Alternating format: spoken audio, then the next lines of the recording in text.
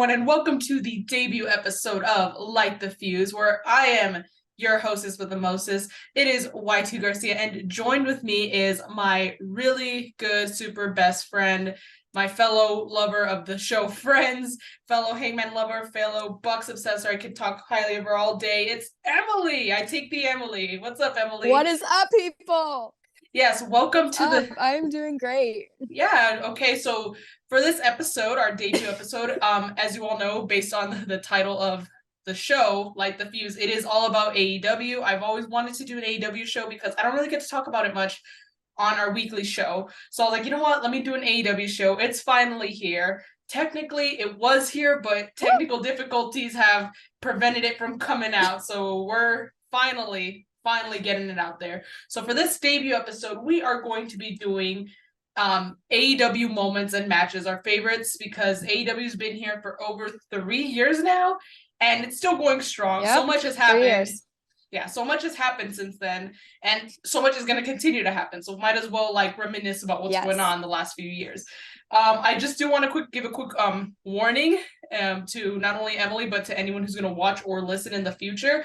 If you hear sudden commotion in the background, it is because it is Friday night and my dad is hosting poker night. So he's gonna have a bunch of people over, and I'm pretty sure they're gonna be all like cheering or getting upset because I don't know if they're gonna be winning or losing money, but just so you know, there might be a little commotion going on. So just disregard if possible.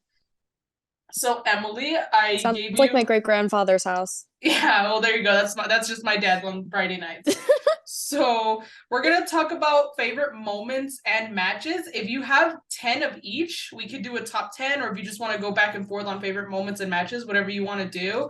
Which since you're the guest, I'll let you choose. Should we do moments first or matches first? I think we could do moments first. Moments? All right. I don't know if you have a top 10. I put a top 10 not only just to be a little more organized, but also because just to kind of keep things short, because if we just talk about all the moments I liked or matches that I liked, it could go on forever. Because again, we've talked about 3 years, 3 years worth of moments and matches. So I narrowed it down to 10. I don't know if Emily did. If she didn't, it's totally fine. I also have honorable mentions, so I don't even have 10 anyway. So, but Emily, I'll let you start off. Any favorite moment you like to reminisce about that's happened in AEW? Well, thank you very much for letting me go first. I did all of this during science class because I got really bored and I did not want to learn about the ocean floor. No, it's okay. I don't blame you. Priorities, man. Priorities. Yes. But since we are on the topic of Full Gear and returns, I would like to talk about two very important people in both of our lives. You might know them. They are on your headband, the Young Bucks. Yes, however, they are. I want to talk about when. Yes, they are all over there. Yeah, they're all over the place. Whole shrine. Emily's got her own shit too. You need to FaceTime her and then you'll see. But I would like to talk about the moment where they officially turned heel. And that is when they cut off the tassels and came out with $10,000 Air Dior's, and I think they're so 20,000. Mad. I think they were originally 10,000, but them in resale instead of retail. They always brag about how they got resale instead of retail. So I think the resale was for 20,000. Because you know how people are, they like to take something and make it 10. Well, if you look online right now, the Young Bucks shoes that they've done are people are reselling them for $800 and stuff. I'm like, and of course they haven't sold because I'm thinking people aren't that desperate for shoes, But I agree. That's a really good start. Well, you can't see it, damn it, but they have another little shelf above here, and they have the gear that they cut up, which was the gear that they wore at Revolution 2021. I had to think about it. Yeah, because I was 2020. I'm trying to think what happened in 2022. I don't remember. At least I don't remember what the Bucks were doing. But anyway, so yeah, it was a really we were waiting at this point. It was a matter of when, not if, the Bucks were going to turn heel, and they finally did. And they've been heel before. In New Japan, Ring of Honor, they've been heels, but they've kept the tassels. They've kept the same look, the same vibe, if you will, the headbands, everything. The psychedelic look, but the first time they actually like switched it up a little. They like the gear, the first gear, like how you said, was the Dior gear, the beautiful light gray and white. It kind of had the same shape, but there was no tassels. I was kind of scared at first, like, what the hell are they gonna do to us? But then they came out, it looked similar, and it was really good looking gear. So I was like, okay, I can live with this. And sure enough, their gear has just gotten better and better. More specifically, I'm referring to also like as recent as the last time we've unfortunately seen the Bucks, which was All Out. They have that Young Bucks gear that was super cool. Yes. So that's a really good start. Okay, so I'm gonna go just from 10 to 1, but I mean, all moments hold special places in my heart. And of course, I don't think I'm gonna go, no, I don't think I'm gonna number them, because if you say the moment also, then we'll just talk about it and I'll just jump over. So, but a moment I have listed, personally, it's like I have the Jericho 30th anniversary show. If you know me, I'm Y2 Garcia. So of course I was after Jericho when they celebrated his 30th anniversary in wrestling. It's just crazy because I'm 21. So when the 30th anniversary happened, I believe it was 2020, October of 2020. Yeah. Yeah, because you know what? They had the AEW anniversary show, and then the week after was Chris Jericho's anniversary show. But it was really cool. It was basically based around Jericho, and then at the end they had the end credits. But of course, everyone listed in the end credits was Chris Jericho. I thought that was hilarious. But it was good to like that they showed recognition to him, because he has played a major role in wrestling. You know, he's changed the game. He's the master of reinvention. So, and of course, I just like to shout him out because he's just one of the best of all time. So yeah, that's personally a favorite moment of mine. Yes. All right, Emily, next moment for you. Okay, we're gonna do a debut this time. A debut, because all right. I think this was at I think it was All Out of last year. Correct me if I'm wrong, but Adam Cole, baby. Yes, him and Bryan Danielson debuted the same night. It was All Out 2021. I know that because I was watching. Okay, I got it right. I was watching in Mexico. I was in Mexico, and I was like, everyone's getting drunk, not me. I'm watching All Out. I don't even drink anyway, but like while everyone was living it up, I was watching All Out. It was a little bit hard because like sometimes they wanted to go like outside of the hotel room, and I was like, no, because there's no Wi-Fi. Yeah. There's no Wi-Fi. And even then I had to pay. Emily, I had to pay for okay, I didn't have to, but I wanted to because I wanted to watch. I paid for a VPN because what's the freaking BR Wrestling or Bleacher Report? They didn't they're not available in Mexico. So I was like, I had to get a VPN so I could still watch the pay-per-view. So like I remember, I think the two matches I made sure I kind of watched the most of from start to finish was of course the Young Bucks and the Lucha Bros and Kenny Omega's match. Hangman wasn't there. I remember he was out there being a dad. Hangman, Dad Page was at home. So there was only two matches I really cared about.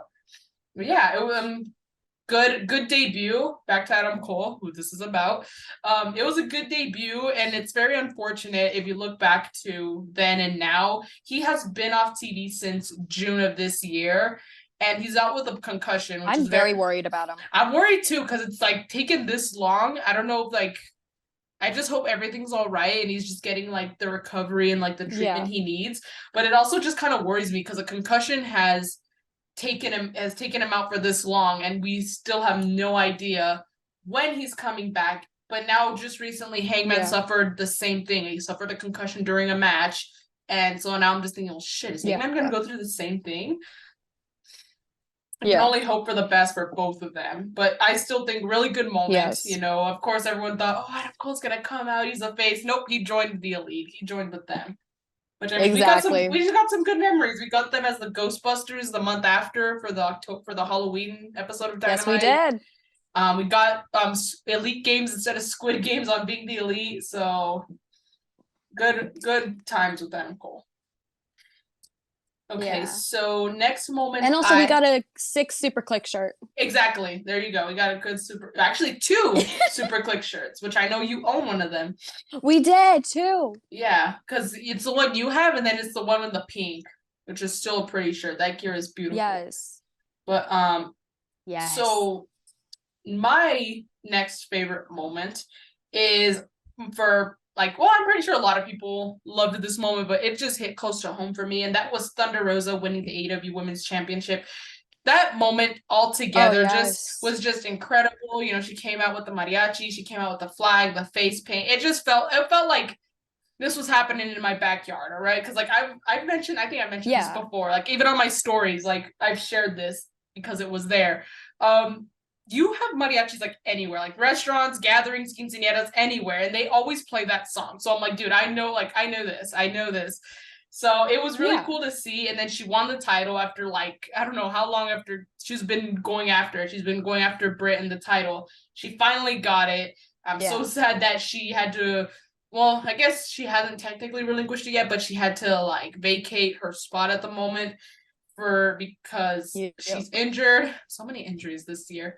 But also, I could have met her at All Out. I actually had the ticket to meet her at All Out, but they canceled because of her injuries. So I was very sad. But I mean, hey, I just want nothing but the best for her. And I got to meet her virtually. So, I mean, it's something. But yeah, for personal reasons, mostly, that is a moment that will always be one of my favorites in AEW history. Yeah. Right, like, go. I loved that moment so much. I should have given everyone a warning. Also, I'm a little sick, so if I sound a little nasally or if you catch me wiping my nose, it's because, and I sniffle because I'm sick. So bear with me. But right, I'm sick too. I'm under the weather right now. So yeah, that was me on Tuesday. I didn't want to go to class. Anxious millennial sick cowboys we are. Except we're not millennials. Yes. Nope. None of us are millennials. Gen Z cowboy. Yeah, hashtag Gen Z cowboy. Nope. Except Hangman's a millennial, that's why. Yep. Anyways, Emily, what's your next favorite moment? So I think my next favorite moment, this is actually another Young Bucks moment, but it also involves a group called Private Party. It was in 2019, specifically October 9th, 2019. I finally got to watch this match, like the full thing.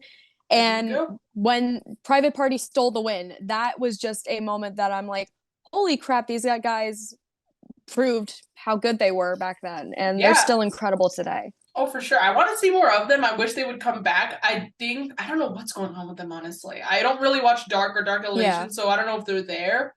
But I would like to see them back on TV. They used to be on Being the Elite also. They used to have like this, when the Dead Ass and the Thunder was like a bit that they would do like a regular thing. That was always my favorite thing. It was always Private Party like that would like be there. That would cause Nick to say, "I'm dead ass," and then the Thunder, and they would pretend to like fall over and stuff. Shit like that was really funny. And then Matt would be like, A, and then exactly. Exactly. So I miss stuff like that. So hopefully we'll get that again soon. I'm hoping all's well with them. Tony used them. They're really talented. And, that was proof. They showed that, like, just because we're facing the Young Bucks doesn't mean don't count us out, They can hang, even with, the Bucks. So that's a good one. So, yeah, but it also... Oh, go on. But it also showed that the Young Bucks are willing to put young talent over instead of just... No, Emily, I'm going to be quoting stupid mugs out there.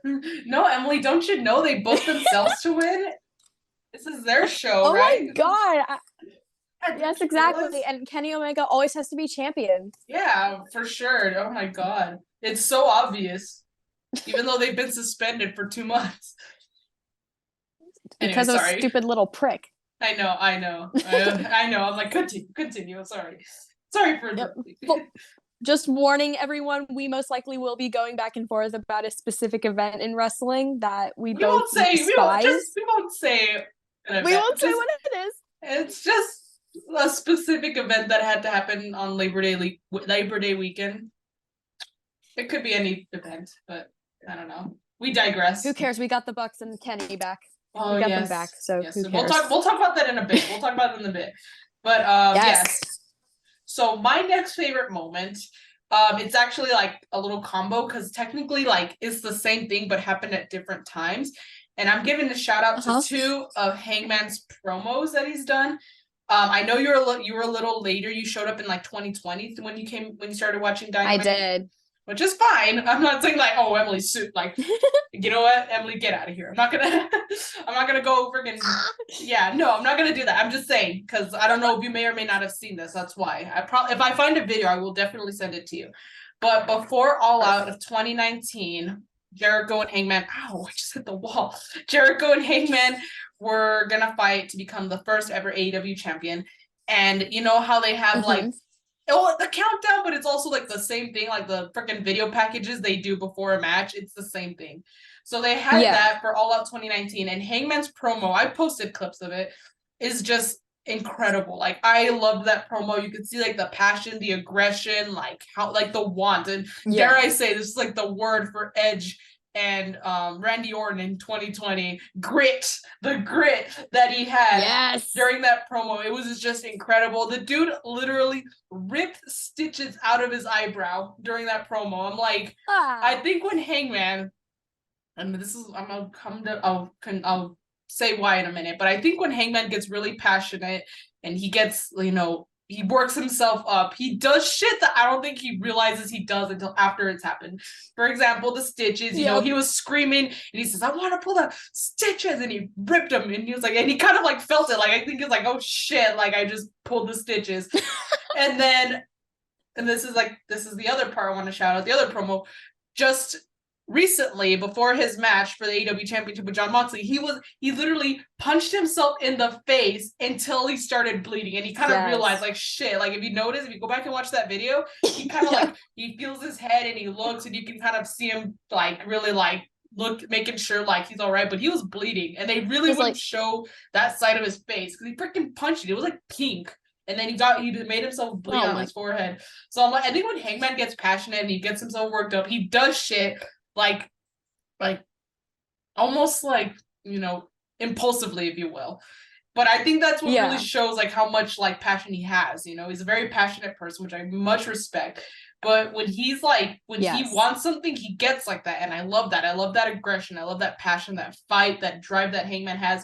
And those two promos are really good examples of that. And those are probably two of his best promos, I think, that he's had. So I'm giving those two two of my favorite moments because, again, they were just incredible. And if I ever find the full promo of him doing the one before All Out, I'll definitely send it to you. Because, again, it just really shows how passionate he is. He ripped stitches out of his head. He ripped stitches out of his head, Emily. Like, oh my God. Like, I can't even, like, I've never gotten stitches, but I know I would be afraid to. So imagine, like, after getting stitches and you just rip them. That's just the thought of it. Just, like, you know, just rubbing my arms now. But go on. It's your turn now. Okay. So one of my favorite moments, this was when I first started watching AEW, 2020 summer. It was COVID. I think everyone started a new hobby at the time. But I had gotten into AEW right as Jericho and Orange Cassidy were having their huge feud. And I think my favorite moment out of their entire feud was the debate conference. Shut up. Like, oh, careful. No, we don't want you falling over and saying, help, I've fallen and I can't get up. Okay, no, but yeah, that's a really good, okay, that feud was just hilarious. It was like, I don't think it was meant to be taken too seriously. For the love of God, they had like a mimosa mayhem match. Like, they had to get dumped in orange juice and champagne. Like, I don't think it was supposed to be taken seriously. 10 stars.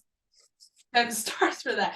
But yeah, I think the debate was really funny. And then like you have Orange Cassidy talking about like climate change or something, and Eric Bischoff was officiating all of it, and it was just great. But also like, ooh, Jericho's gonna hate me for saying this, but oh my God, I'm so sorry, Chris. But when he dumped all the orange juice on his beautiful white jacket, and then right after, Chris had to go to commentary, so he was in commentary with his soaking wet, now tinted orange jacket. So I was like, oh, but I couldn't help but chuckle. That was good.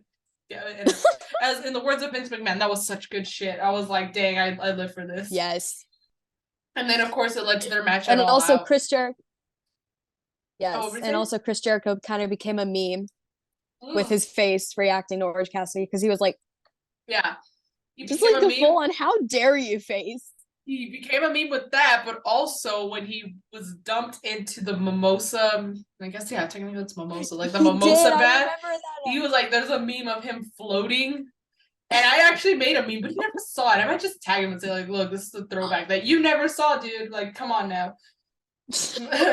But yeah, good feud, entertaining as hell. Again, I don't think it was to be meant to be taken seriously. It was just for like, again, comedic purposes. I argue that the way I argue that the same way I argued the same with Johnny Knoxville, his match at WrestleMania. It was not to be taken seriously. It was a Johnny Knoxville match. Like the Jackass gang was there. Exactly. So, but it was funny. Like I even showed my sister. She used to watch wrestling, but she stopped like a long time ago. She was a wrestling fan for maybe like 2 or 3 years. But she I showed her the match. She knew who Sami Zayn was, and she somewhat knew who Johnny Knoxville was, but it's because she never seen any of the Jackass movies. So I showed her the match, and she thought it was hilarious. She thought it was so funny, like everything that happened. And I was like, see, it's not to be taken seriously. Like if non-wrestling fans can enjoy it, it like that's all that matters. It's the entertainment. Exactly. But yes, really good. That's a good can't think straight moment to shout out. It was, I think, and it was a good way to make the best of what was going on during COVID when no one could show up to the shows, I don't think people realize that. Like, a lot of this stuff happened because there was no one to watch, so might as well just keep it as entertaining as possible because no one was there. Yeah. You didn't have the crowd to, like, to really liven up the show, so might as well just do what you can. That's why they did, like, the Las Vegas thing. That's why they did the dinner debonair or whatever with MJF. Like, that's why that shit happened. Oh, my God. It was funny. I mean, for those of you who want to complain, there's a reason for it happening, Yes. Speaking of MJF, actually, it's my next my next moment. Another combo promo is the MJF pipe bomb that happened after Double or Nothing. I believe it was right after Double or Nothing because he had lost to Wardlow. And then his promo with William Regal, the first one.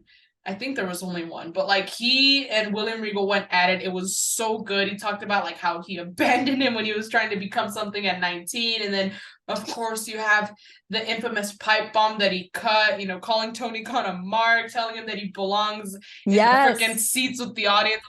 Damn. I was on a break from wrestling when the pipe bomb happened.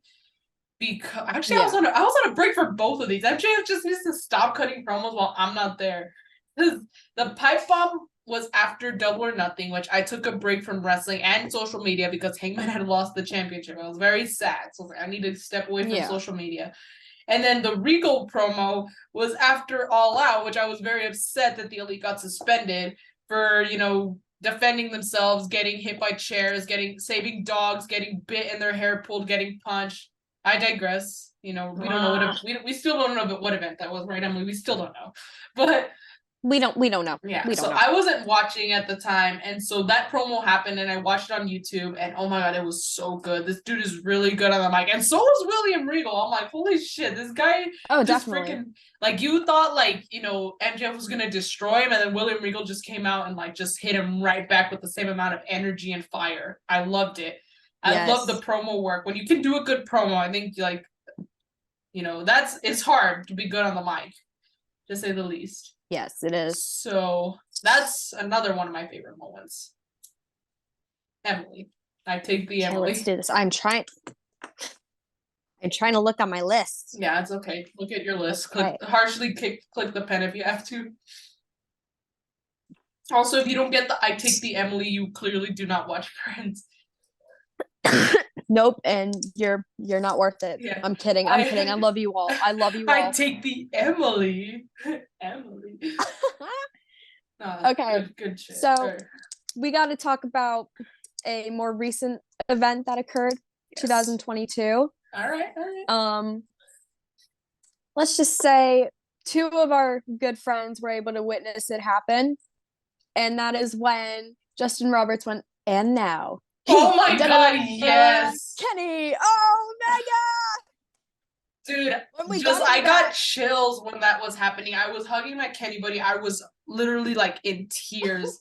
Like, the tears, like, when the match was coming up next at the commercial, whatever, the Bucks came out, tears are already coming out. And then when they, like, when Justin Roberts just killing it per usual, announcing Kenny Omega, I was like, oh my God, like, I got goosebumps. I started shaking. I was just a mess.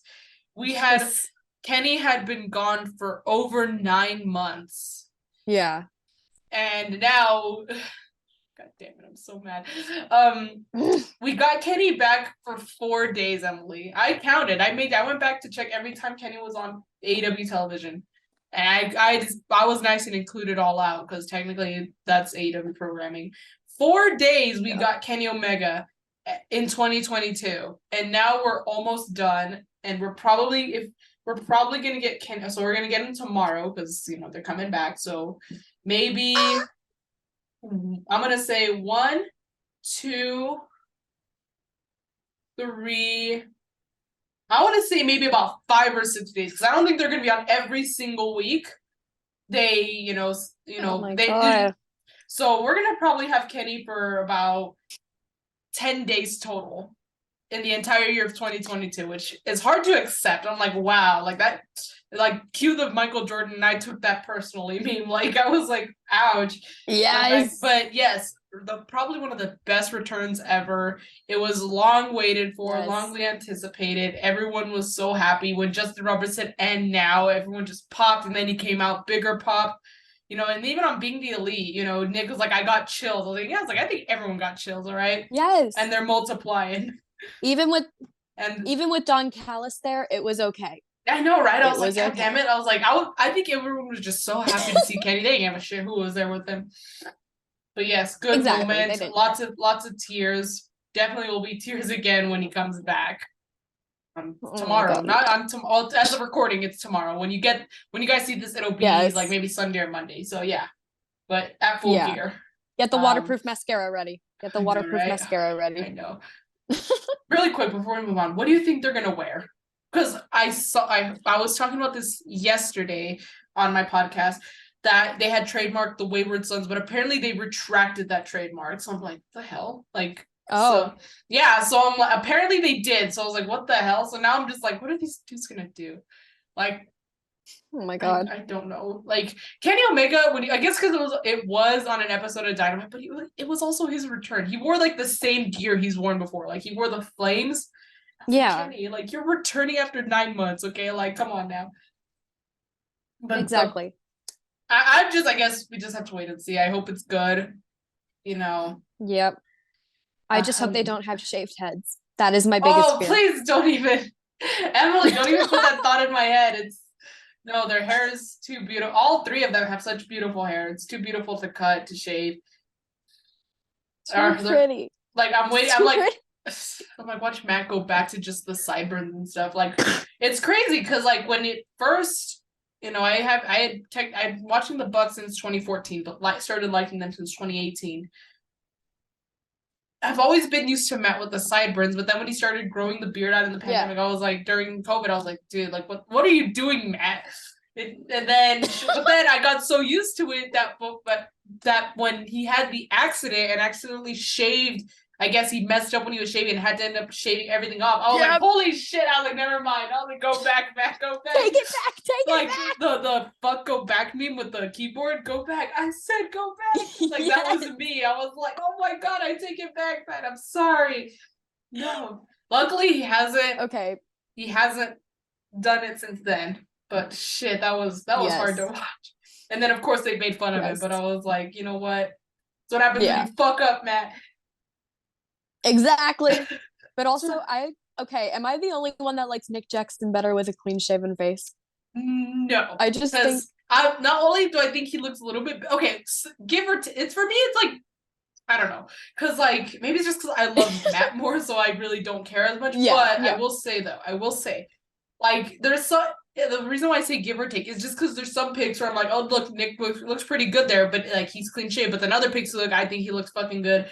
He has the full beard. But I think honestly, for me personally, I think Nick looks better when he has just like the peach fuzz of like the goatee or something. You know what I'm saying? Like the stubble. The stubble, yeah. I couldn't think of the word, but yeah, like it's not fully there, but it is peeking out. Like there's some really hot pics of Nick looking like that. I'm like that. I think is my favorite Nick. So. Well, yeah, I can see what you're Pinterest, Tumblr, every fangirl website out there.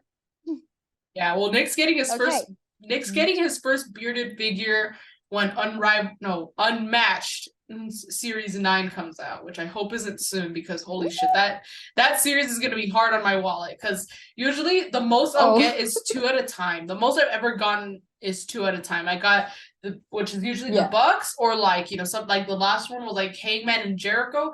This time it's 4 figures, which is the Bucks, Kenny, and Brandon. God. And Brandon's getting his first figure. I really want to get it. The Bucks are getting their first heel figures, which I really want to get, and then Kenny's getting another figure, which obviously I have my Kenny wall, so I want to contribute to it. But also they're getting their own, I think it's Target exclusive figures, which are going to be the Dior gear, which I'm like, dude, I gotta start living. I'm gonna go live at Target now. I'm gonna go hide behind the toilet paper and just sneak in at night just to see they're there. But I'm gonna have to start going hunting at Target, because I want those figures, Emily. I will set them up next to the Revolution ones. But where were we? I already lost. Your turn. It was your turn. Yes, we were talking about Kenny's return. So I have a debut, but it's a tie with 2 debuts. I missed one of them because, again, I was on hiatus. I didn't want to watch wrestling or be on social media. But I got so on a Wednesday, while I was on the Wednesday, I think, because I was gone for like a week. On Wednesday, after Double or Nothing, I suddenly got spam tagged in a bunch of stories and a bunch of messages from people like, you need to turn on Dynamite. I know you're not watching, but you got to turn it on. Why? Well, it's because my favorite New Japan wrestler of all time, Hiroshi Tanahashi, had showed up on Dynamite. It was so exciting, and I can't believe I missed it. But you know whose debut I didn't miss?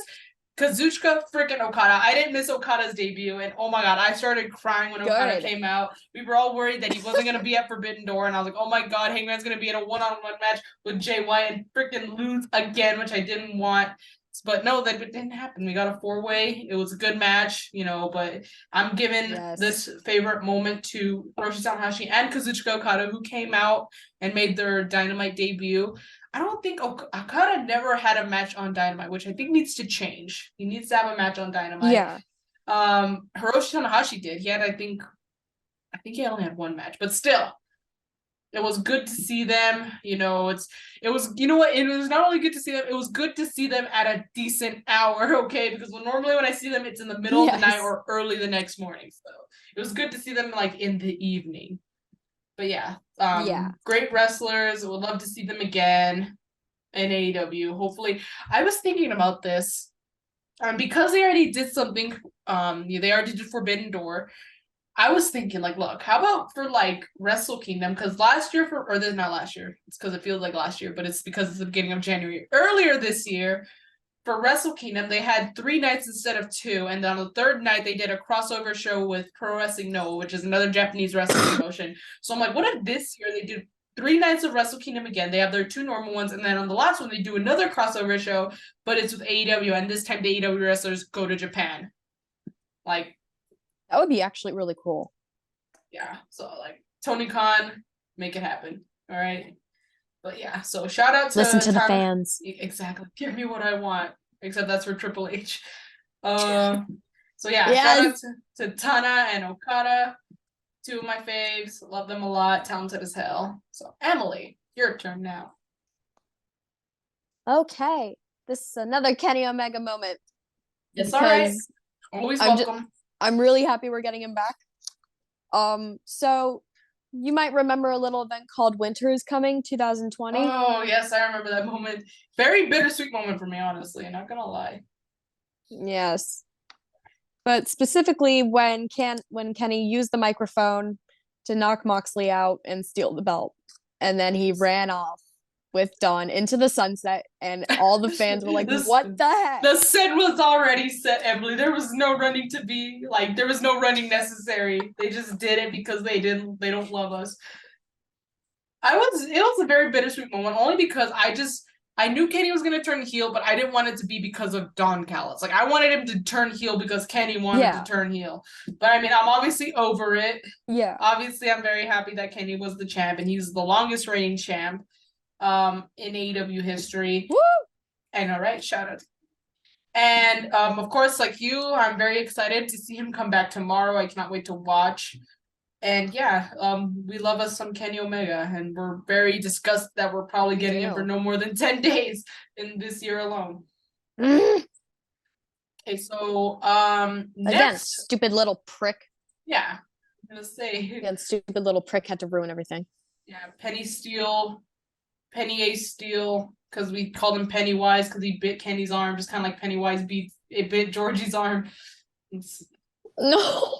yeah, Penny Steel and Georgie Mega make it happen. Oh my god. So my next favorite moment, obviously, I think it's a lot of people's favorite moment, but more specifically applies to Emily and I.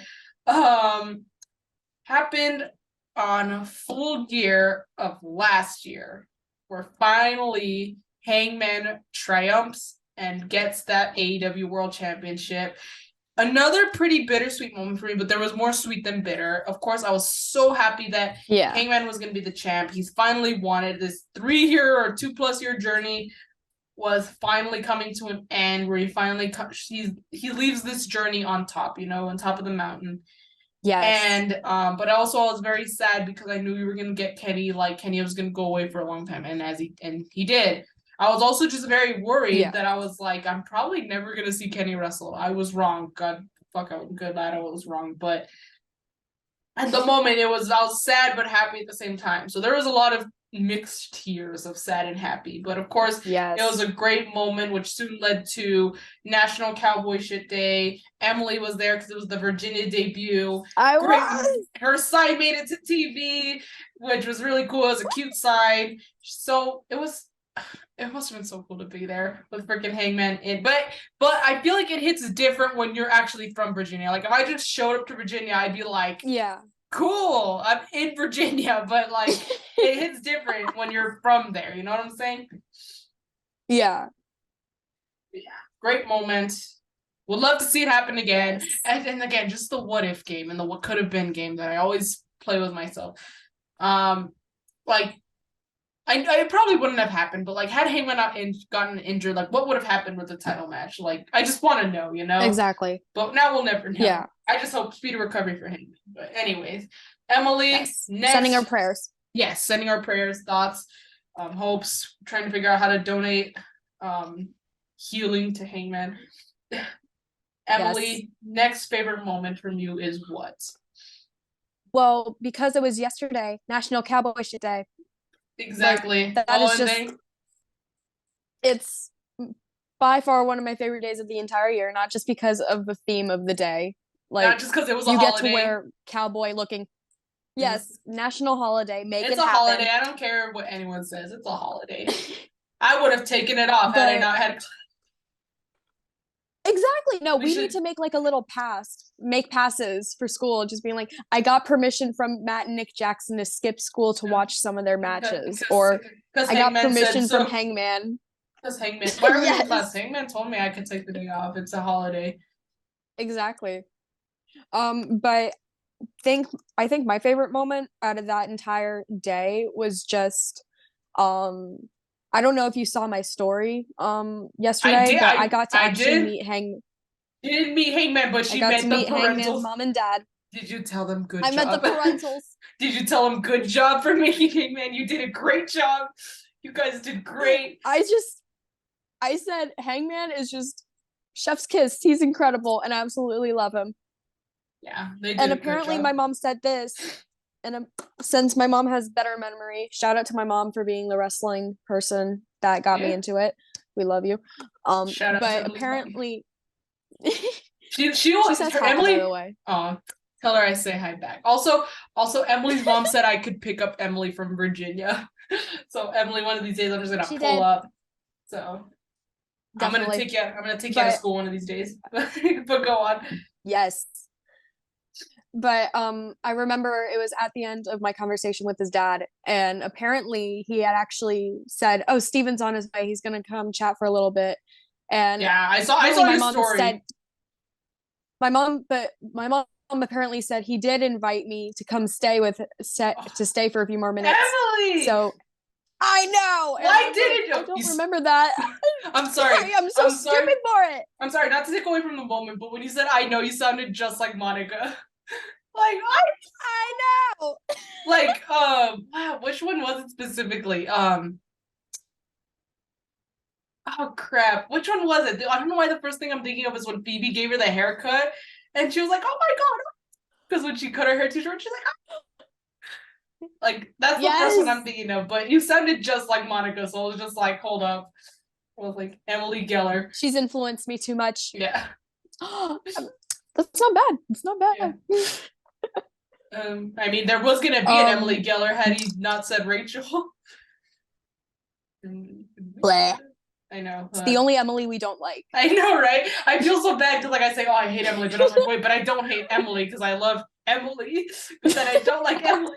I'm like, I gotta specify which Emily. You know what I'm saying? Yeah. Right, but yes, Emily could have met Hangman, and we're all very sad. Emily. Like, I can't help but like Emily. I know. I screwed it up. Emily screwed Emily. Emily screwed Emily. Oh my god. I'm not. No comment. Brett screwed Brett. Vince screwed Vince. Emily screwed Emily. Make that a hashtag. Yep. Hashtag Emily. That's up there. Okay. All right. So my next favorite moment was actually just very, very recently, as recent as this past Wednesday. Ooh. It is probably going to be my favorite moment for the future also. But look, Lucha Bros just win their match. They retain the trios titles. And Pac starts calling specific individuals out and saying that if you think you could just come back, like you've been, like how like the rumors have been saying, and you think you could just take us on and take our titles, he's basically calling them out without specifically saying their names.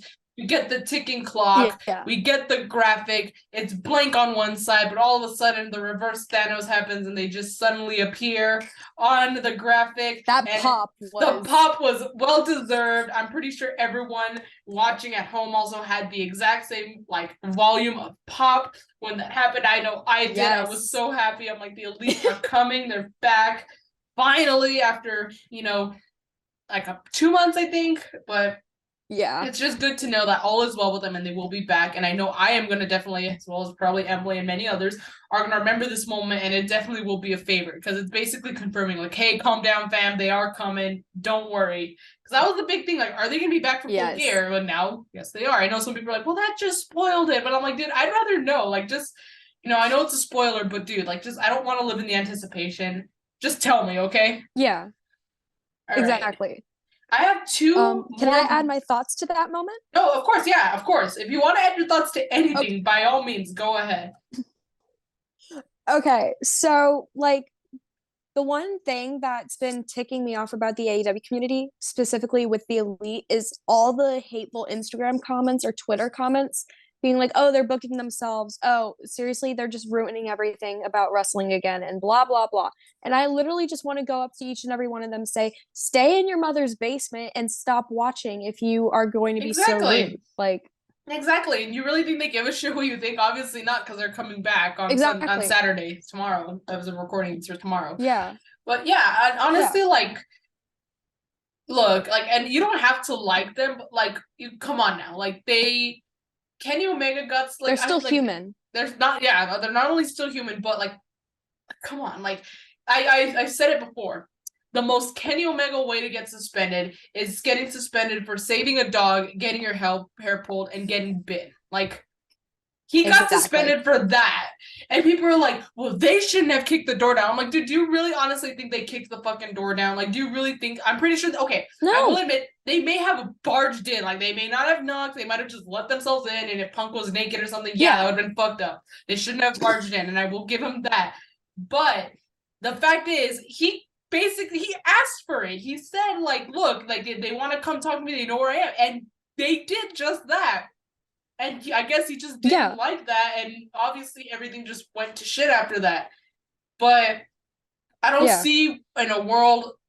see any reason why someone who gets a chair thrown at them, someone who gets their hair pulled and bitten, and someone who gets punched in the face, like, any reason for them to get suspended. Like, they didn't initiate any of this. They weren't the ones talking publicly in front of millions of people watching, like, so badly, and they're the executives, they're the higher ups. Like, I kind of talked to my mom about this. She doesn't like wrestling, but I was like, Mom, because she kind of could tell I was upset, and she was like, well, what's up? And I was like, I just asked her, I was like, Mom, if because she's an executive for the bank she works at. So I'm like, if you and like cool. two of your fellow executives got like physically assaulted and verbally like belittled and like basically got shat on verbally to other people, what would happen to them? They're like, well, we would definitely press charges and they would be fired. And I'm like, exactly. In any normal freaking world, that's how it should go, right? But not in this case. Yeah. So I was livid. I was pissed.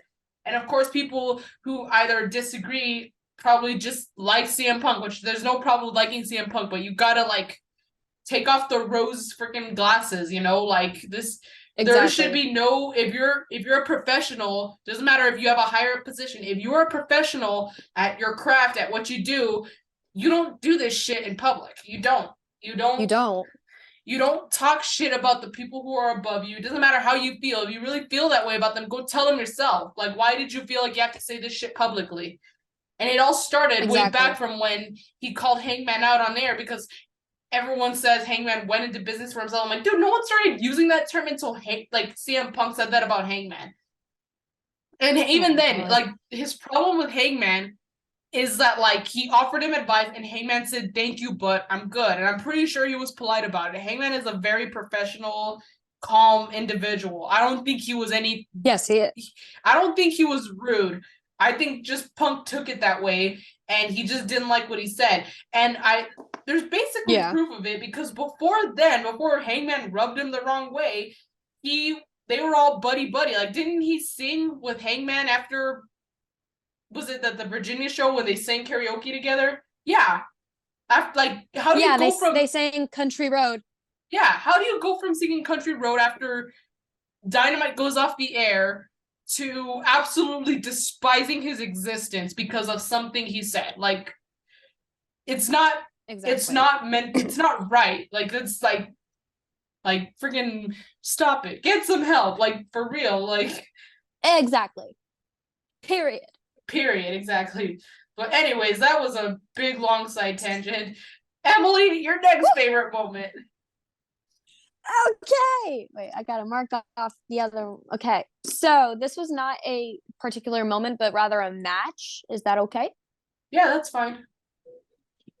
Okay. The parking lot fight between Best Friends and Santana and Ortiz. That was one of the first matches I ever watched of AEW, and I was immediately like, oh, I'm sold.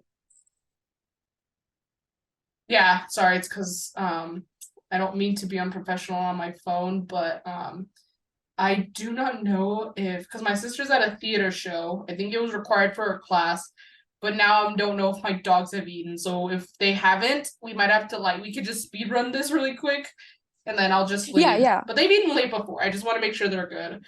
So, but Yeah. anyways, sorry. I did hear what you said, and yes, that match was incredible. A really good use of like your time, like in the Daily's place during the pandemic when no one was there. Yes. It was one of those make the best of it moments, which I really liked, and it really showed like just how incredible both tag teams are. And it's very sad because Santana and Ortiz apparently are on very bad terms right now. Like they are very like at each other's throats right now. That's why we haven't seen them on TV or you've seen like one or the other. Like I know Ortiz has a match, I believe, in 30 minutes with Eddie Kingston tonight. But like Santana and Ortiz as a team have not been together on TV because apparently they have issues right now, which is very sad because they were always talking about how they're like each other's brothers and like they always got each other's back. And now like it's crazy how it's all gone to this. And I hope they can kind of like put their differences aside and like they have a pair of shoes coming out together for crying out loud. Maybe that'll kind of get them back together. But oh my god. But like, I don't know. It's very sad. But again, a very good moment. Really good. It really showed just how capable both teams are. And I hope that Santana and Ortiz come together. Because I was hoping that at the very least they could be like the ones to beat FTR for the AAA titles, the AAA tag titles. So like, if you don't want to give them like the AEW titles, I might as well give them those or the Ring of Honor titles. Yeah. All right, cool. FTR still has all three of those, right? Yeah, they have not lost any of the titles that they've. Oh my god. They've won, but they're defending them, so I guess I can't complain too much. But like, it's just crazy because like I don't like. I know they're a really good team. I will not discredit FTR at all, but they and then like Cornette, and then the fans are always saying the reason, one of the big reasons why like people don't like the Elite is because they think that they book themselves, like you said. But more specifically, FTR says like, you know, they don't put us over. But it's like, dude, you have 3 titles right now, and even Dax Harwood posted a long list of all the matches he's had this year alone, and I'm like, why are you complaining still? Like, what's the issue then? Like, just because the Young Bucks, like, and they have put them over. They successfully defended the Ring of Honor tag titles against the Young Bucks in a really good match. And I know the trilogy's coming soon, so who knows what's gonna happen there. But like, the point is that like, if they look, they obviously have this, like, Dax Harwood has this long match list of matches this year alone. They have done really good matches this year, and so I guess my question is that if you have all these accolades, all these matches under your belt this year alone, why must you need to complain about the Bucks not putting you over, even though they technically have at this point? And also, it's like, I've tweeted this. I'm just like, if FTR are as good as they say, which, I mean, it's good to say that. They're a really good tag team. I'm not saying that I disagree. But if they are as good as everyone else and themselves like to say they are, why do you need the Bucks to put you over then? If you're that good, if you're the best team, if you're the 7-star FTR, if you're like the living legends, why must you? Is it for personal satisfaction or what? Like, why must you have the Young Bucks put you over? Like, if you don't need it, clearly, but why is it still a big issue for them? Yeah, no, I agree with you 100%. No, I don't know, Emily. But okay, so next moment for me is a debut. Probably one of the biggest debut. Okay, maybe after Punk. I will give him where credit's due. That's probably the biggest AEW debut in history, all right? He had been gone for 7 years, but that's not the debut I'm talking about. The second biggest debut in AEW history, probably, especially because it was in the beginning, was Jon Moxley showing up at Double or Nothing 2019. It was the first anything it was the first anything, first pay-per-view, first show, first whatever, first match card that AEW has done. And it's sold out in like, what, in minutes, like 30 minutes or less. And Jon Moxley showed up during the main event, and he attacked both Jericho and Kenny Omega, which soon led to 2 great feuds on their own. And it was probably one of the most historic debuts because Jon Moxley had posted that video on Twitter about, you know, right after his WWE contract expired, you know, they did a goodbye like tribute show for him, like with the Shield, and it was really good. So it was really awesome to see Jon Moxley showing up. It had been the first time since the Indies, since Jon Moxley was in the Indies, that we had heard that name. So it was just incredible to see how far he's come from then. Yeah. All right. So that I don't know. He's a badass. He is a badass. So much so you named your doggo after him. You have little Moxley. She'll be 2 in December. She's already gonna be 2? I remember when you first got her as a puppy. I know. And now she's just a wild psychopath. Just like Jon Moxley. So she lives up to her name. Exactly. She does. How cute. Oh, I love doggos. They're so cute. And your doggos. I love your doggos. I love your doggos. Your doggos. They need to meet like on FaceTime or something. You'll just show them like, come say hi, Chewy. Except Cherry. Bella would probably stay. Cherry would be like, absolutely not. Cherry hates being held. She hates love. She hates affection. I'm like, you know what, Cherry? Fine, but I'll still feed you. Oh my god. She's love Emily. She hates being loved. She'll only love you when it's on her terms. Oh. Yeah, like you can pet her, go to kiss her, and she'll like push you away. But then like you'll be like down, and she'll go and like plop right on your lap. I'm like, really? Like what happened like 5 minutes ago when you didn't want anything to do with me? But anyways, next favorite moment, Emily. My next favorite moment is a Young Bucks moment because I think people can tell that we have favorites, and like they are the reason why I started watching AEW in the first place. So big shout out to Matt and Nick Jackson. I love you. And I hope to meet you one day. I know. Me too, Emily. Oh. But after, it just gives me so manifesting that we both get to meet them. I know, right? I hope so. But here's the thing, like, not to be negative Nancy, but like, oh my God, like after all this and all the backlash they've gotten from like half the wrestling audience because half of them are on CM Punk's side, I really don't know how often they're going to do meet and greets anymore. Like they were doing them very rarely. Now I'm just like, forget it. Exactly. Like, I think even if they like just did like the video meet and greets, If that would that would be that would enough. Yeah. that would be absolutely enough. Well, yeah, I Because can you show can them like, my wall. I can show them yeah, the wall. They'll be like, look, I do like you guys. yes. And you can record them, right? And then like keep them for yourself, right? Isn't that how It like yours with it Thunder Rosa went? yes, but only because it was on a stream that was soon uploaded to YouTube. And it was on Facebook, so I was Oh, able to okay. screen record it. The Jericho one that I did in 2020 was on Zoom, so I could not record it unless I did it like on my phone. But I have no idea how I could like just set up my phone Just didn't to record. Yeah, and I'm just like, be hold like, on, don't mind me. hold on, and continue. Go on. Yeah, so I mean, hopefully, but we could dream, can't we? Yes. All But right, this so moment happened in June. I think this was my last day of, it was actually my last day of school. Um it was when they made history and became the first two-time tag team champs. shit, was that in June? It was in June. Dude, it's November. Oh my god. I hate that I don't really remember that title, that tag title ring, but it was not long at all. They lost it like in 3 weeks. Because of Matt had an injury, right? Or were they Mm, just trying to I think they were just trying to like they were honestly, I think they were I hate to say this, especially with the Young Bucks. I think they were placeholders because they were supposed to, they had just lost their match against the Hardy Boys at Double or Right, it was Nothing. supposed to be the Hardys and But then then Jeff got into an incident. I'm not going to specify. But Jeff Hardy had an incident, and so he couldn't make it, and so therefore it was just Jurassic Express and the Young Bucks, which I think they just wanted to. Actually, no, I think the reason is because they wanted to turn Christian Cage heel. That's when they turned him heel, I believe. So yeah. so I think they were just placeholders, and I was like, if it wasn't the Hardys, it was going to be the Bucks. I believe the Hardy Boys were healthy and able to go and compete, they Yeah. would have won, and the Bucks would not have touched those titles again.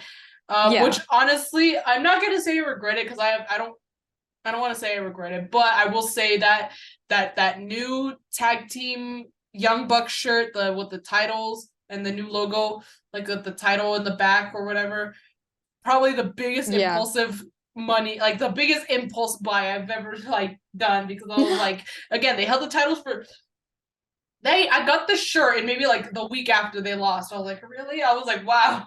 But I still like it because I'm like, look, at least they're still a tag team, It's not like they Yeah, broke up or exactly. anything. So I mean, no regrets, but it was, I will say, impulsive that Yeah. buying that shirt. But yeah, really good moment. I'm sad that I forget it, but it's because it didn't last long, and it's hard to believe that it Yeah. happened all the way back in June. Yeah. I just So remember that Matt had the sideburns, Nick had a clean shaved face, and Nick had like a weird broken nose thingy yeah, and he was bloody everywhere. yeah, so That's how I I just remember it. have honorable mentions that I'm just gonna go through quickly before, so that way, if Okay, perfect. in case you have any more, we can talk about those really quick. But then we can also get into matches. Yes. So honorable mentions, I'm giving the Elite winning the trios titles because I was there. It was Yes. cool to see. Um, the Hung Bucks reuniting. It really didn't happen, but Hangman came out to help the Young Bucks. He's wearing beautiful butterfly jeans. They were on good Yes. terms, but now because Hangman's injured, the Elite got suspended. Now we don't know what could have happened, which I'm very upset Exactly. about. Um, um, Emily's there, and I'm trying to reference her. Kenny Omega winning the AEW title, which she already talked about. The Bucks winning the titles the first time against FTR. Yes. Really good match. They had the stipulation where they could never challenge for the titles, which I'm like, why do people do this? Like, I don't like that stipulation. It's stupid. But Nope. they won. Matt won without a shoe or without his boot. He had the cool Young Bucks socks, which I'm still on the hunt for. Those are so cool. If they even have any out there. Britt Baker and Adam Cole winning the Owen Hart tournament. And Yeah, that was a good. Hangman, and the last one I have is Hangman returning to win the casino ladder match to challenge for the title at Full Gear 2021 because he had been gone. That was actually the last moment I had. Oh, there you go. There you go. Yes. We can both talk about it. I'll just briefly say he was out since August. No, I honestly can't July. remember. July. It was July because it was Fight for the Fallen. July. He was out in 2021. He was out from July to October, which is a very long time. And he missed All Out, but he was actually just ridden out for a bit because again, he had to go have a baby. He was gonna go have a baby. Baby little Hangman. And no one judge me, all right? But I learned that I'll probably have to go look for a reference, but I learned that Hangman's baby was born in late August. And the reason why I know that, the only reason why I know that is because Hangman made a post when all the shit and all the drama was happening. He made a post saying that, you know, he loves Alex Reynolds because he's his dad friend and that their babies were born 5 days apart. And so, not too long ago, Alex Reynolds made a post saying that, oh, his baby boy was 3 months old. So I'm like, interesting. So I did the math backwards. I think it was in November, right? He said, no, October. Yeah. He said that, he said, how do you find it? Hold on. He talked about how his baby was 3 months. And, he talked about how his baby was 3 months. I'm trying to look for his through his Instagram right now. No, you're perfectly fine. But he talked about his baby turned 3 months, and if you go back, I believe it was like late August. So that if you do the math, that means his baby was born in late August, and if Hangman's baby was born 5 days apart, then that's either 5 days before or 5 days after that day. You know what I'm saying? Yeah. Yeah. Hey, they could be dark order besties. So November 25th is his baby. Oh no, that was 3 months. So October, September, August 25th, the baby was born. So either on August 20th or August 30th, Hangman's baby was born. So he had to go be a dad. His wife was probably like 8 to 9 months pregnant. Yeah. And so yeah, he had to leave to go be a dad, but it was still a great moment when he came back. Yeah. So Emily, go ahead, share your thoughts now. I spent way too much time looking for that stupid post. Oh no, it's you're not a stupid fine. post, but that post. Well, I just remember like you and everyone else getting so excited, and I'm just like, I really hope it's him because I want to see him kick Kenny's ass. No offense to Kenny, but he kind of deserved it at the time. Yeah. I rest my case. But just the pop he got as well, and that it was Mox in the ring and then him. But I also love the little, you know how they have the name icons and his little like blurb at the top? Yeah. When it said finally he showed up to work. Finally showed up to work as lower thirds. I have like all the lower thirds Hangman has had, and I'm very sad that I haven't updated it yet because he hasn't been on. But yeah, it said finally showed up to work, and then on the next Being the Elite episode, he got a letter basically saying he got to come back to work or he's no longer getting paid. So he's like, shit. Yeah. I was like, well, sorry, Hangman, we miss you. You gotta make that money. You're a dad now. All those diapers ain't cheap. They're expensive. Yeah, you need diapers. But yeah, so cool. So those are our favorite moments. Now we're gonna get into matches. I think we're a little over an hour in, so we're gonna try and like speed it up a little for the matches. Yeah. Okay. All right. So first match I have as a tie because it was the same match, different time, but both equally really good. And that is the Young Bucks versus the Lucha Bros. First one being at All Out 2019. Second one being All Out 2021. So both happened at the same pay-per-view, just different years. 2021 was extra special because we got Thumbtack Shoe. And we did. Matt was just crazy. He was feral. Yeah. He was a feral little boy. With his shoe, the Thumbtack shoe. And of course, he's talking about like he can't get it through security, which I'm like, Matt, what were you thinking? It was all out in Chicago. You live in California. I don't know how you got that through TSA. You probably checked in a bag, but oh shit!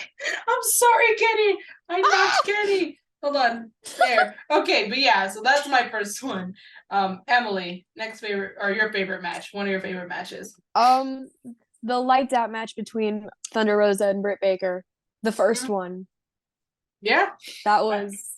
Both were really good. I've had that one actually for my next one, but it was both of them because they were both really good. Thunder Rosa has Britt Baker's number in lights out matches.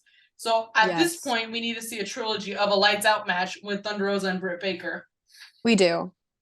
Next one I have, I'm going to skip over that one because you already mentioned it, is Stadium Stampede, the first one. That was the Like I liked. Okay, don't get me wrong. The Inner Circle one was the Inner Circle was in both. The Inner Circle and the Pinnacle one was it was all right, but the first one was so much better. Like it was so much better. You had Hangman coming in on a horse. You know, they thought he didn't show up, and they were pissed at him because they were like, "Where the hell is Hangman?" And then Ref Aubrey's like, "No, you gotta go. Gotta start the match." And then Kenny had a broom. They wore the Inner Circle wore like football helmets. Hangman like chased Sammy down. He was like walking around just yelling out, "Sammy, Sammy, where'd you go?" And then they had a bar. He had a bar fight with Jake Hager. We had the Kenny and Hangman moment where they toasted milk and whiskey. I'm trying to get through all this fast. The One-Winged Angel through, I don't even know what it was. It was like this platform that was at the bottom of the stadium. We had Matt Jackson doing the 100 yards of like the freaking, I don't even know what can't think of the name. Move thing. Yeah, I was like, I'm blanking on the name, but I don't have time to think about it. Yeah. So many good spots and moments when Hangman was pushing the stuff that paints the lines on the football field. He pushed that over Jericho. Jericho got paint all over him. Just the whole match was just so entertaining to watch. That was honestly make the best of what you got, make the best out of the situation they could do, which was the Stadium Stampede. I remember when Jericho first announced it, I was like, that's fucking dumb. But no, they proved me wrong. Great match. So I tried to get through that as quickly as possible. There's just so many spots. But go on, Emily.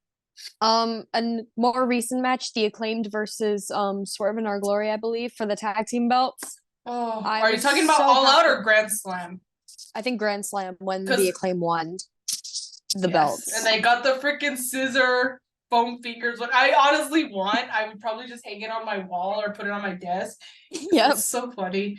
Like, I never thought that this whole scissor gimmick would be so funny and so entertaining. Like, if you like, if a non-wrestling fan watches, like, for example, Max Caster coming out and they just see the scissors on his tights, they're probably gonna think, what the fuck? And then wrestling fans are gonna be like, you know what? You don't get it. Yep. All right. 90s kids know suck it because of D-Generation X. However, we know scissor me. Scissor me. Yeah. Oh my god. Good stuff. Very good stuff. So, okay. So, my next one is one from 2021.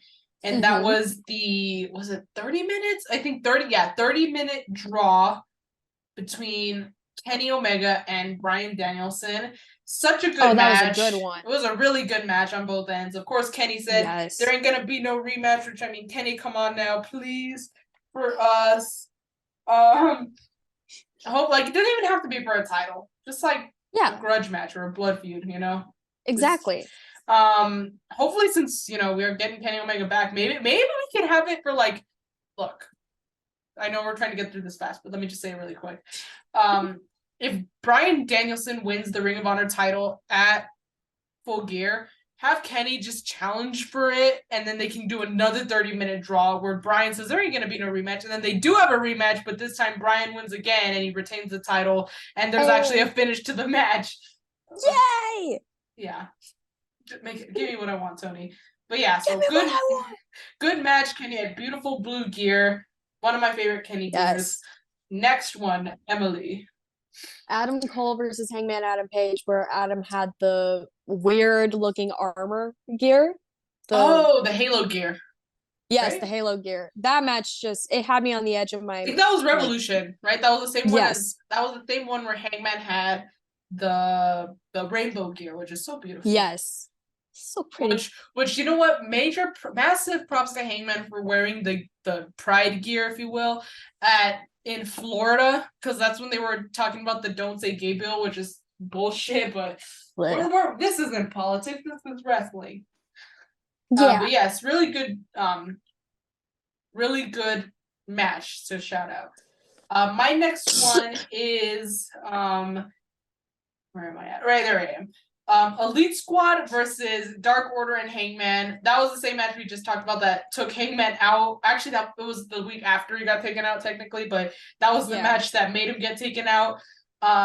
Really good match. 5-on-5 elimination tag match. So good. Both entrances were incredible. Hangman came out with the beautiful rose gear.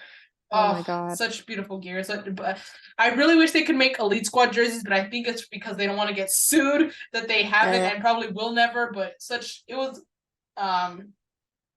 good moments, I was gonna say. Good time. It was a really good moment. Yeah. Good match also. So yes. Next for you, Emily. This regards Hangman and National Cowboy Shit Day. It was after he entered. Well, actually, when he entered, the huge pop he got, that was just I'm just gonna go back to the Kenny Omega versus Hangman match because there's so much I can say about it because the storytelling was beautifully done. Well, in my opinion, it was Hangman, just trying so hard. It's like even like at Fight for the Fallen, you think, oh, he's gonna finally get a title match. No, he freaking loses. But little did we know he had to go be a dad, so it's okay. But like in the moment, I was like, why? And then there was the first match, and then you had the Painmaker at the end. I'm like, how am I supposed to be happy when I just watched Hangman lose? Yes. And then the triple super kick against Hangman. I'm like, dude, just leave him alone. Oh god. Yeah, but good match, obviously. That was actually my next one, but it was for both Kenny Omega versus Hangman matches, because at least Hangman won one, Kenny won one. Both were good matches, but I'll just briefly say that because you already mentioned Kenny versus Hangman. So with that being said, I'll go to the next one, which is another Hangman match, but it was actually Hangman, Adam Cole, but the one on Rampage, the Texas Death Match.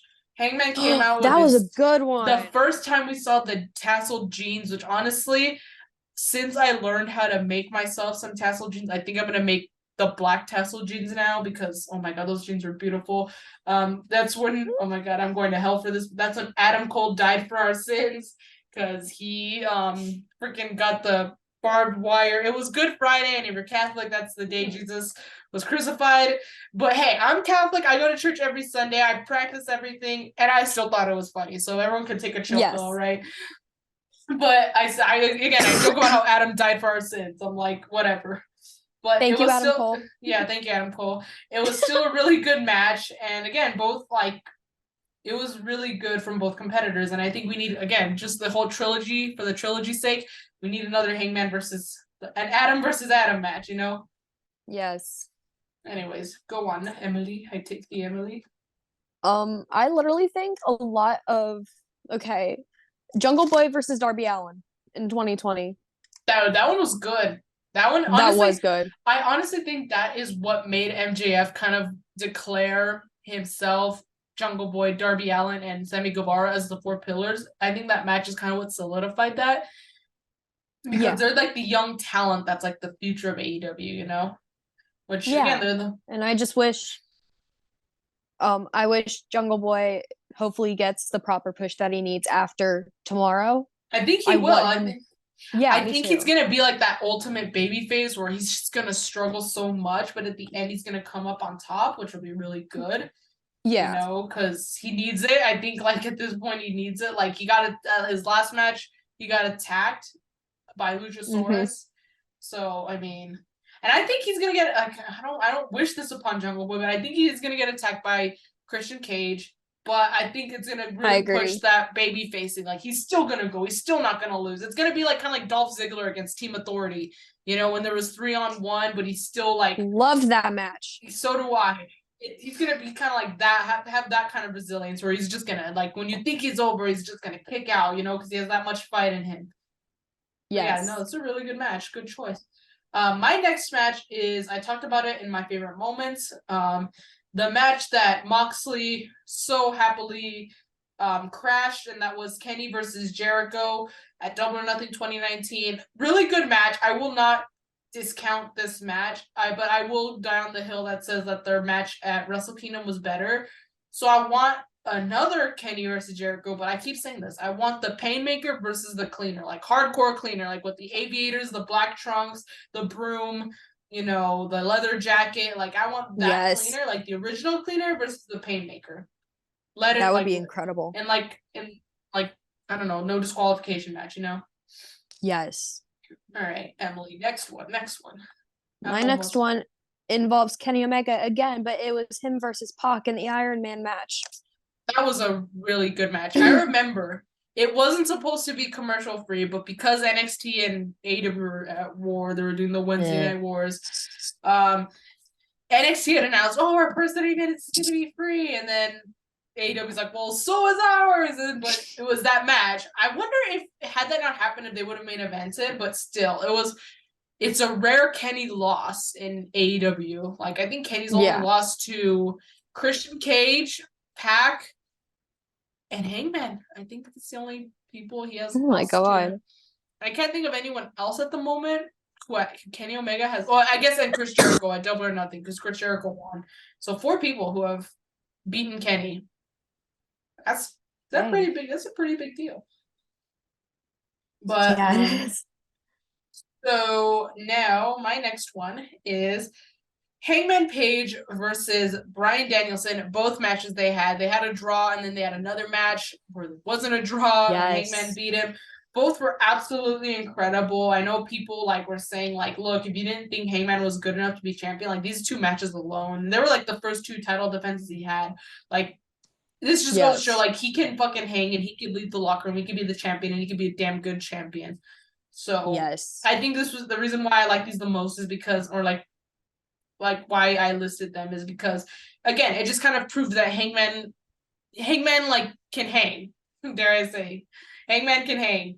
So, all right, Emily, next one. I have 2. Well, I have honorable mentions, but I go by those just like quickly. But actual listed matches, I have 2 more.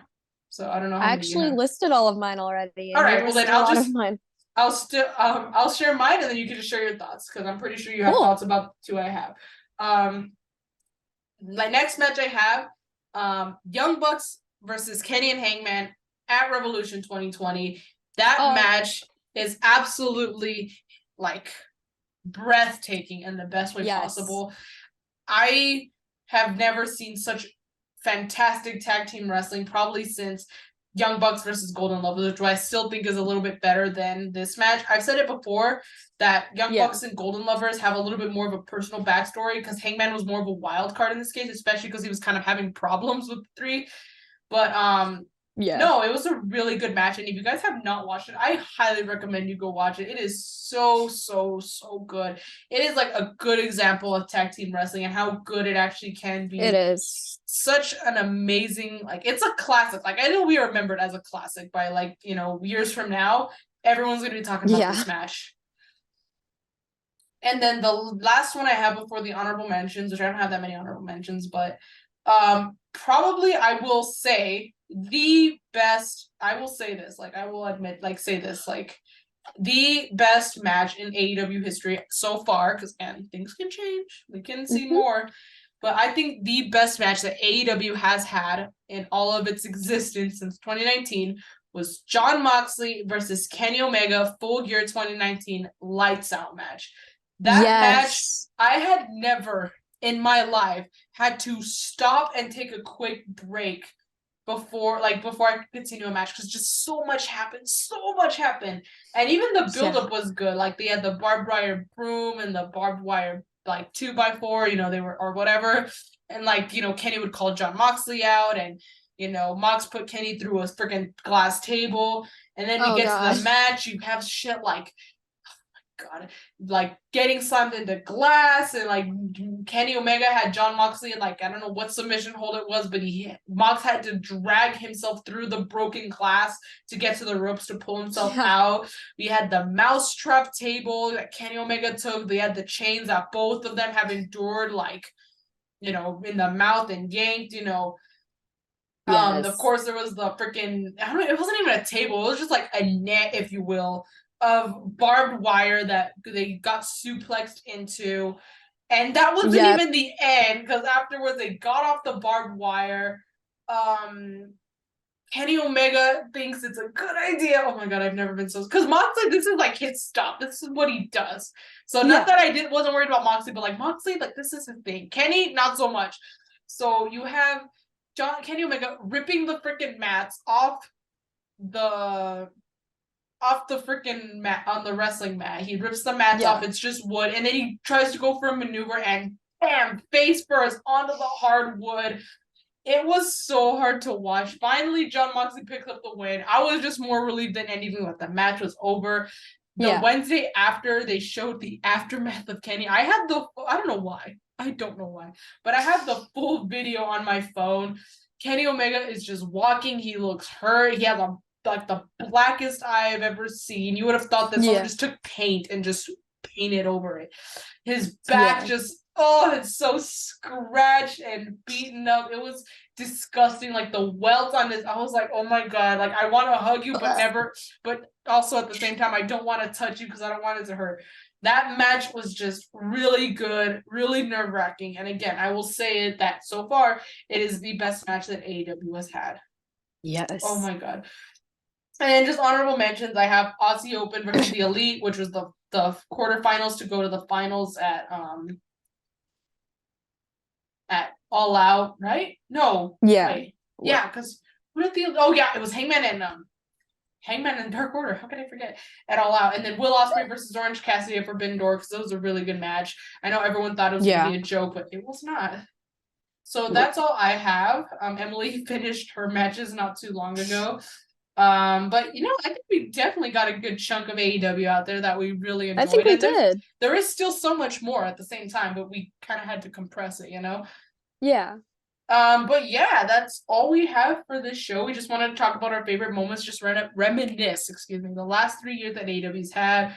And, there's so much more in the future that we can go back to at some point. I'm pretty sure this won't be our favorite. This won't be the only favorite moments episode that's going to happen. But I thought we, start this AEW show off by talking about what we love from AEW so far. So, yeah, but thank you so much, Emily, for joining me. I take the Emily for thank you for joining me and technically joining me again, but we're not going to talk about that. But tell the people where they can find you. You all can find me on Instagram at Emily_covers06. Perfect. She does merch pics and she does really badass covers. So if you want to hear some damn good singing, just look no further. Go to Emily's page. Also, I mean, the girl's been on Broadway. Like, she's gone to Broadway, right? You've made your Broadway debut? I had the opportunity to dance on the Wicked stage, and I will be dancing on Broadway again in June. There you go. Oh my God. I feel like a proud mom. Like, look, I wish I could be there, like, freaking, like, the Mean Girls mom, like, dancing with you while I'm recording. Yeah, like, that's just so amazing. I'm so happy for you, Emily. But yeah, you can see a small taste of what she's doing on Broadway on her Instagram. If you want to find me, you can find me on Twitter, which is currently deteriorating, so maybe not for long, but also on Instagram at Y2Garcia_. There's no underscore. It's not me. That mistake has been made. I have a script for the outro because I suck at doing the outro. You can follow Katie on Twitter at KatieWrestling13. The link tree is in her bio for all things ShElite Showcase. We usually are live on Thursdays on twitch.tv/ShElite Showcase. But however, this week is going to be on Wednesday because Thanksgiving is Thursday at the time this comes out. And I think Katie is probably going to be doing a solo because I'm busy Wednesday night. She will be going after Dynamite. We have our custom URL on YouTube finally, but if you still want to check us out on YouTube because you missed us on live and you want to see us on video because it's a lot better than listening, you can go to youtube.com/ShElite Showcase. But if you prefer to listen because you like us as background noise for some reason, you can go to Anchor, Spotify, Google Podcasts, and Apple Podcasts. We also have merch if you want to check that out. Big shout out to Justin, aka Heel Tactics. He's the musical mastermind behind all the music for every single show that ShElite has, and he does it free of charge. Massive shout out to him. We cannot thank him enough for this. If you want to know more, when in doubt, just go to the link tree in Katie's bio. We have shows like I just mentioned, our weekly showcase. We have this one that we're just doing, Light the Fuse. I have my own other show for New Japan called the New Japan Takeover, which it was on hiatus until Wrestle Kingdom, but there is a big pay-per-view coming up this weekend that I might want to do a recap on. So maybe you'll stay tuned for that. Katie also has her own 2 shows on her own called Inside the Mind, which is an interview show where she interviews people in the wrestling community and in the crowd, which is finally coming back. And that's a collab show that she does with other podcasters. And I believe that is it. So until then, Emily and I think next time you'll see us will be after Full Gear. We're going to be talking about everything that happened, everything that went down. Yep. But until then, this has been the first and the debut episode of Light the Fuse. Bye. Bye, goodbye, and good night. Yeah.